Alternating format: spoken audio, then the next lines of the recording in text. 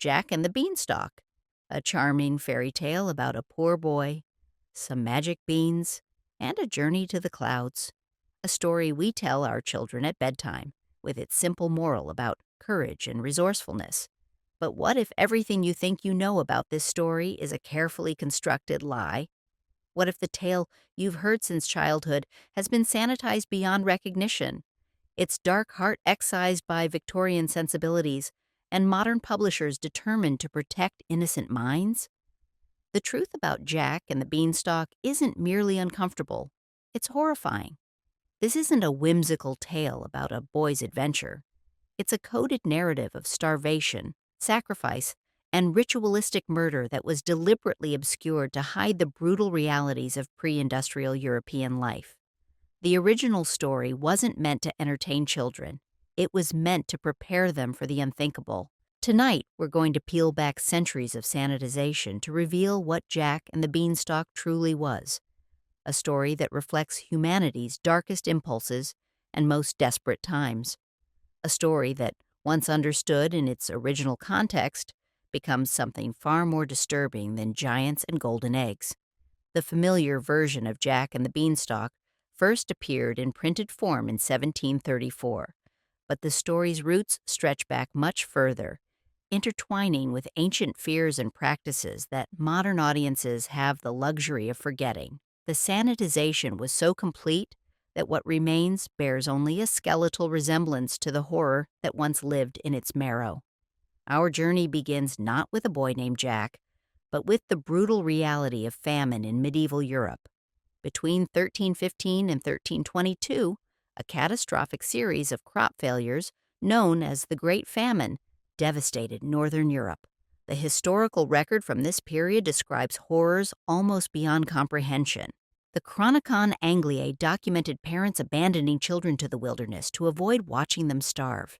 The Chronicles of Jean de Venette describe mothers who devoured their own offspring when no other food remained. These weren't isolated incidents, but widespread horrors that shaped how Europeans understood their relationship with hunger. Picture a medieval village in the grip of such a famine, the fields barren, livestock slaughtered, the ground frozen and unyielding. In a small cottage, a mother looks at her son with both love and terrible calculation. The winter stretches endlessly before them. There is no food. There will be no food. Someone must survive, and hard decisions must be made. This is the true foundation of Jack and the Beanstalk. Not adventure, but sacrifice. The earliest manuscript versions of the tale, preserved in fragmentary form in the Bodleian Library at Oxford, tell us something profoundly different from the story we know. In these versions, dated to approximately 1450, the character we now call Jack isn't a mischievous hero, but a sacrificial victim. The original Anglo-Norman text uses the term le garçon marqué, the marked boy, rather than any proper name. This boy isn't sent to sell a cow at market. He's sent away to die so that the mother might survive. The beans weren't received in a foolish trade. They were a ritual object, a symbolic last meal given to children who were being abandoned in the wilderness during times of famine. Folklorist Maria Leach discovered evidence of this practice in her research on pre-Christian European customs, where she found that beans were considered liminal objects, existing between life and death, and were traditionally associated with funerary practices across Europe. The beanstalk itself represents something far more sinister than a magical plant. In the pre-Christian traditions of Northern Europe, the world tree, or cosmic axis, was believed to connect the realm of the living with that of the dead. When children were abandoned to die in the wilderness during famines, a practice documented by multiple medieval chroniclers, they were often told they would climb to a better place. The journey up the beanstalk wasn't a hero's adventure. It was a euphemism for death and the soul's ascent. The giant's realm, with its abundant food and wealth, wasn't a fantastical kingdom in the clouds. It was the idealized afterlife, where hunger and want would never again be felt. The giant's chant, fee fi fo fum, I smell the blood of an Englishman, wasn't a villain's threat, but a ritual acknowledgement of sacrifice. Blood was the currency that paid for passage between worlds. Consider what happens in the familiar version. Jack steals from the giant and eventually kills him. But in the earliest manuscripts, the violence is reversed. The fragmentary Old English text preserved at Durham Cathedral Library describes the great man, consuming children who were sent up to him. The consumption isn't portrayed as evil, but as necessary, a transaction between the world of the living and the dead. The items Jack steals in the modern version, gold, a singing harp, a goose that lays golden eggs, are sanitized replacements for what the original manuscripts describe. The 15th century text references the blood bag, the elf strength, the life strength, and the frumburn, the firstborn. These weren't treasures to be stolen, but sacrificial offerings to be made. Anthropologist Claude Lévi-Strauss identified similar patterns across European folklore, where acts of cannibalism were systematically replaced with theft in later versions as cultural sensibilities changed. But the original symbolism remains ghost-like in the structure of the narrative. The golden eggs, for instance. In pre-Christian European symbolism, eggs represented rebirth and renewal. But why golden eggs? Archaeological evidence from sacrificial sites across northern Europe has revealed that the organs of sacrificial victims were sometimes replaced with objects of value, a practice intended to honor the deceased while also ensuring the symbolic transfer of life energy. The golden eggs weren't wealth, they were a symbolic replacement for the giant's consumed victims. The singing harp presents an even more disturbing origin. Medieval instruments were commonly made using human materials: catgut strings from intestines, drumheads from skin, flutes from bones. The singing harp in the earliest versions is described as the quic hartestre, the living harpist, not an instrument that plays itself, but one that contains the essence of a living being. When examined alongside other European folklore, a pattern emerges of instruments that contain the souls or voices of sacrificed children. But here's what will truly disturb you. Jack wasn't meant to escape with these items. In the original narrative structure, the theft represents a profound transgression against the natural order. Jack's escape with the giant's possessions symbolizes a community that has taken more than its sacrificial arrangement allowed, a violation that brings not reward but catastrophe. Manuscript fragments from the Perpignan archives dated to 1553 describe the consequence. Et quand le garçon est retourné avec le sang vital, la terre est devenue stérile pour cette génération. And when the boy returned with the vital blood, the earth became sterile for 7 generations. The escape wasn't a happy ending, but the beginning of a greater punishment. The giant's pursuit of Jack down the beanstalk represents divine retribution for this theft. In the familiar version, Jack cuts down the beanstalk, causing the giant to fall to his death.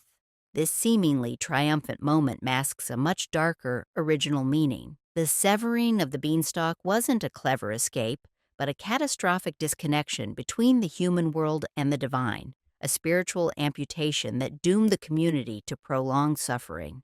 This interpretation is supported by the archaeological record. Throughout areas where early versions of the Jack narrative were documented, archaeologists have discovered evidence of ritual sites where bean plants were cultivated, then ceremonially destroyed during times of famine. The University of Edinburgh's excavations at Burghead in Scotland uncovered such a site, with carbonized bean remnants arranged in a circular pattern around central depressions consistent with sacrificial pits.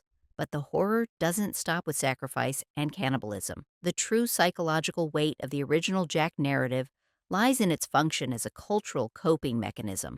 This wasn't merely a story that reflected terrible practices.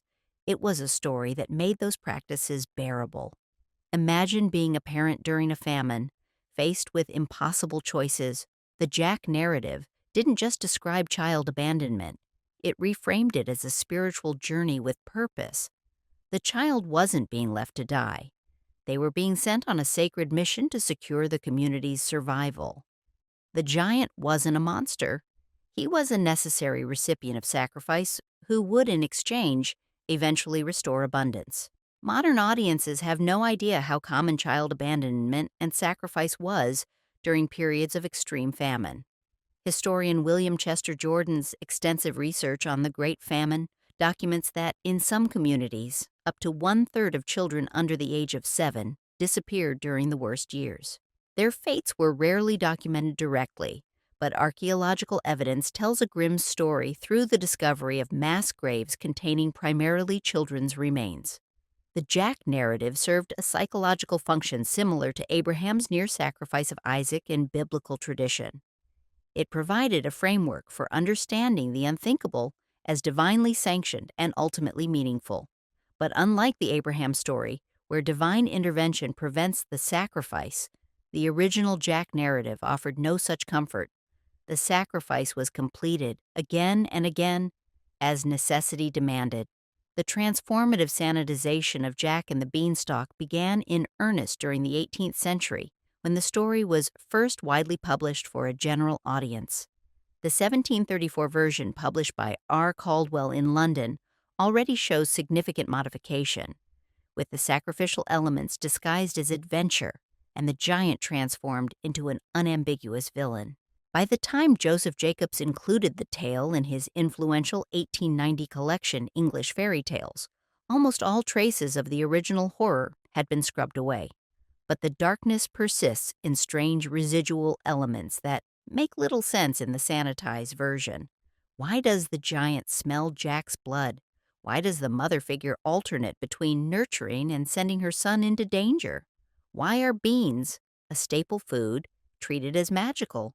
Why does the story center on theft rather than heroism? These inconsistencies are the scars left by centuries of revision. The beanstalk itself contains another layer of disturbing symbolism that has been obscured by time. In pre-Christian European traditions, beanstalks were associated with the dead due to their rapid growth from soil enriched by decay. Archaeological evidence from several European burial sites shows that beans were often planted directly above graves, their growth interpreted as evidence of the deceased's journey to the afterlife. The giant's home in the clouds, with its bottomless wealth and abundance, represents more than just a fantasy realm. It symbolizes the inverse of the famine-stricken world, a place where hunger is unknown and life flows endlessly. But this abundance comes at a terrible cost. The giant's wealth isn't created, but transferred from the world below through sacrifice. Consider the role of Jack's mother in the traditional telling. She berates Jack for trading the cow for beans, then throws the beans away. This seemingly irrational action makes perfect sense when understood through the lens of sacrificial practice. The mother isn't angry at Jack's foolishness. She's performing a ritual disposal of the beans that marks her son for sacrifice. The famine context explains another puzzling element of the story: the cow. During severe famines, slaughtering the last breeding livestock was a desperate measure that signaled the end of hope for recovery without external intervention. The cow in Jack's story isn't simply property to be sold. It's the last barrier between the family and ritual sacrifice. When the cow must be traded, the sacrifice becomes necessary. But the most chilling aspect of the original Jack narrative isn't what it contains, it's what it reveals about us. This story wasn't preserved despite its horror, but because of it. The narrative provided a framework that allowed communities to transform necessary atrocities into meaningful spiritual actions. It wasn't entertainment.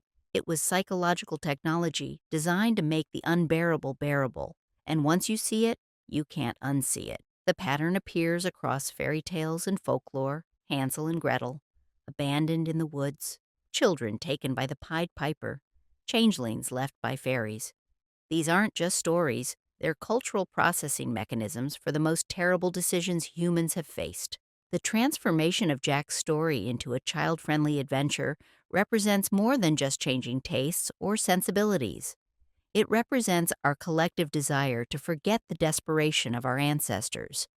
We prefer to imagine that we've always been fundamentally different from those who came before us, that we are incapable of their worst actions. But the true horror of Jack and the Beanstalk is that it wasn't created by monsters. It was created by people exactly like us, faced with impossible choices. Anthropologist Mary Douglas identified such cultural amnesia as a common feature in societies that have moved beyond subsistence crises. The most disturbing practices aren't eradicated from cultural memory. They're disguised through symbolic substitution and metaphorical distance. We preserve the form while obscuring the function. This process of sanitization accelerated dramatically during the Victorian era, when childhood itself was being redefined as a period of innocence requiring protection. But the Victorian editors who transformed Jack's story weren't merely protecting children from disturbing content. They were protecting adults from recognizing the dark potential that still exists within human communities when survival is threatened. The history of famines in the modern era confirms that such practices, though rarely documented directly, have continued into recent centuries. During the Irish potato famine of 1845 to 1849, there were reports of parents abandoning children they couldn't feed. During the Ukrainian Holodomor of 1932 to 1933, Soviet records document cases of families drawing lots to determine who would be sacrificed so others might survive. These aren't distant historical anomalies. They're evidence of a pattern that emerges whenever human communities face existential threats. The Jack narrative doesn't describe what happened once in a mythical past. It describes what happens cyclically when societies break down. The beans, the beanstalk, the giant, the golden eggs, the singing harp, all of these familiar elements are thin masks concealing sacrificial practices so common that every culture needed stories to contain them. The giant's famous fee fee fo fum wasn't an addition for children's entertainment. It was a ritual formula that appears in various forms across European languages, always connected to blood sacrifice and transition between worlds. Linguistics professor Catherine Woolard has traced this formula to pre-Christian liturgical chants associated with solstice sacrifices. The formula doesn't threaten, it acknowledges and welcomes. "I smell the blood of an Englishman" isn't the giant detecting an intruder. It's the divine realm acknowledging receipt of the sacrifice. The golden eggs, when viewed through this lens, take on an even more disturbing significance. Eggs in sacrificial contexts often represented regeneration through death. The gold isn't wealth but divine transformation, the human sacrifice transmuted into spiritual currency. Contemporary audiences would have recognized this instantly, understanding that the giant's production of golden eggs was directly connected to his consumption of children. This interpretation is supported by parallel narratives across European folklore. The Grimm's tale, The Juniper Tree, for instance, explicitly describes a child being killed, consumed, and transformed into a bird that brings prosperity. A less disguised version of the same sacrificial template that underlies Jack's story. The mother figure in these narratives deserves special attention. In the sanitized version, Jack's mother is alternately foolish, angry, and finally accepting of the wealth Jack brings home. But in the original symbolic structure, she plays the crucial role of sacrificer, the one who designates the victim and performs the initial separation ritual. Her act of throwing away the beans in the modern version is a faint echo of this role. The true emotional weight of the original narrative centered on this maternal decision, not on Jack's adventures. The horror wasn't in meeting a giant, but in the moment when a mother calculated the terrible arithmetic of survival and determined that one must die so others might live.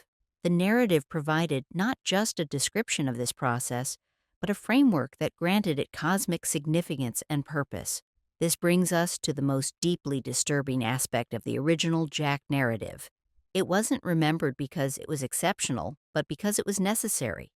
This wasn't a cautionary tale warning against rare aberrations. It was an instructional template for actions that communities expected to repeat when circumstances demanded.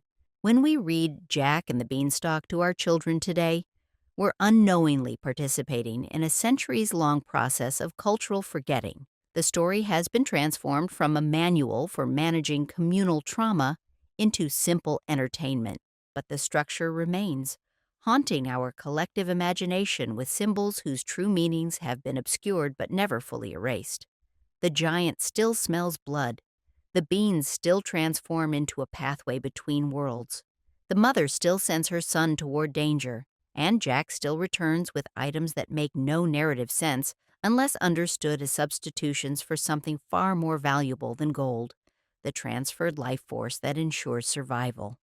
Once understood in its original context, Jack and the Beanstalk transforms from a whimsical adventure into a window through which we can glimpse the darkest moments of human experience. The story wasn't preserved despite containing these elements. It was preserved because of them. It provided a necessary framework for understanding actions that would otherwise fragment the human psyche and tear apart the social fabric. And this is perhaps the most haunting realization of all.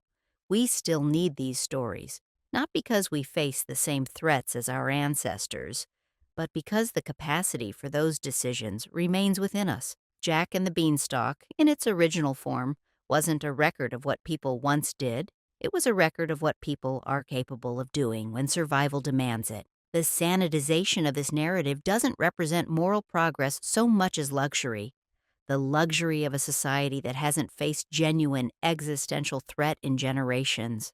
But the original story remains buried in our cultural memory, a psychological technology held in reserve against futures we pray never arrive.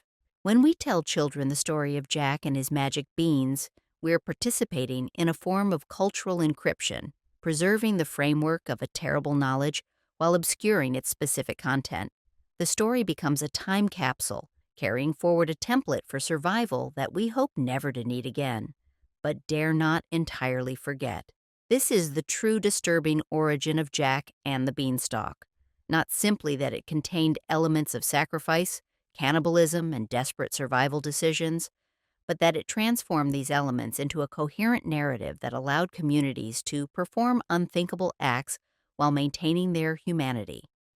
The horror isn't in what the story described, it's in what the story enabled.